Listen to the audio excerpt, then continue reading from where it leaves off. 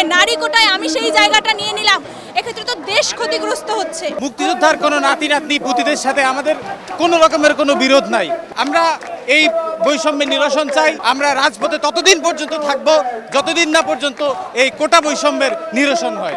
সরকারি চাকরি বলতে আমরা প্রজাতন্ত্রের কর্মচারী বুঝি। তো আমি নারী, আমার যদি প্রজাতন্ত্রের কর্মচারী হয়ে প্রজাদেরকে যথেষ্ট সুযোগ সুবিধা বা সেবা দেওয়ার সক্ষমতা না থাকে, ওই পদের যোগ্য আমি না, সেটাই আমি মনে করি। আমি নারী হয়ে যদি তাদেরকে সেবা দেওয়ার মতো যথার্থ সক্ষমতা আমার থাকে, তখনই আমি ওই পজিশনে যেতে পারি এবং সেটা আমার জন্য যৌক্তিক হবে, তখন দেশ ক্ষতিগ্রস্ত হবে না। কিন্তু আমি অযোগ্য হয়ে নারী কোটায় আমি সেই জায়গাটা নিয়ে নিলাম, এক্ষেত্রে তো দেশ ক্ষতিগ্রস্ত হচ্ছে। জাতিকে পিছিয়ে নেওয়া, দেশের উন্নয়নকে বাধাগ্রস্ত করার তো কোনো মানে হয় না।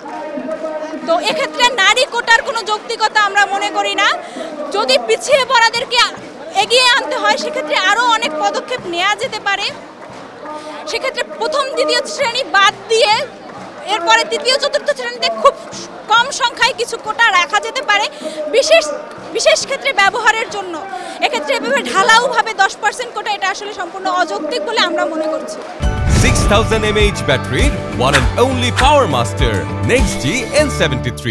মাননীয় সরকারের পক্ষ থেকে তো আমরা আশাহত হয়েছি। আমাদের ক্ষেত্রে যে বৈষম্যটা করা হচ্ছে, আমরা এই বৈষম্যের প্রতিরোধের জন্য রাজপথে নেমেছি।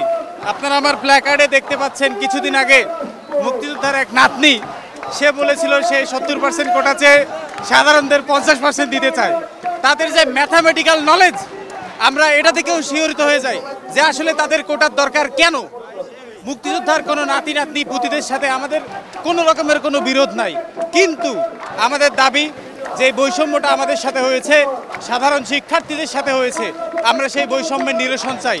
আমাদের আন্দোলন চলছে, আমরা আরও আন্দোলন চালাবো ইনশাল্লাহ। কেননা আমরা উপরমহল থেকে এখন পর্যন্ত কোনো রকমের কোনো সান্ত্বনামূলক বাণীও পাই নাই।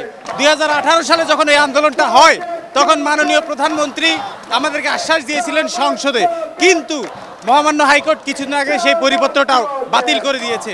আমরা এর কারণ জানতে চাই যে পরিপত্রটা কেন বাতিল হলো। আমরা এই বৈষম্যের নিরসন চাই, যে এটা একটা সীমাহীন বৈষম্য। বাংলাদেশের সাধারণ শিক্ষার্থীদের সাথে এটা একটা প্রহসন।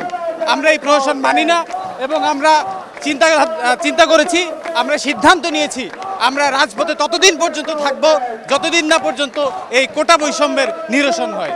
আচ্ছা, আমি 46তম বিসিএসে কোয়ালিফাই করেছি। তো আমার রিটেন হচ্ছে 29শে অগাস্ট।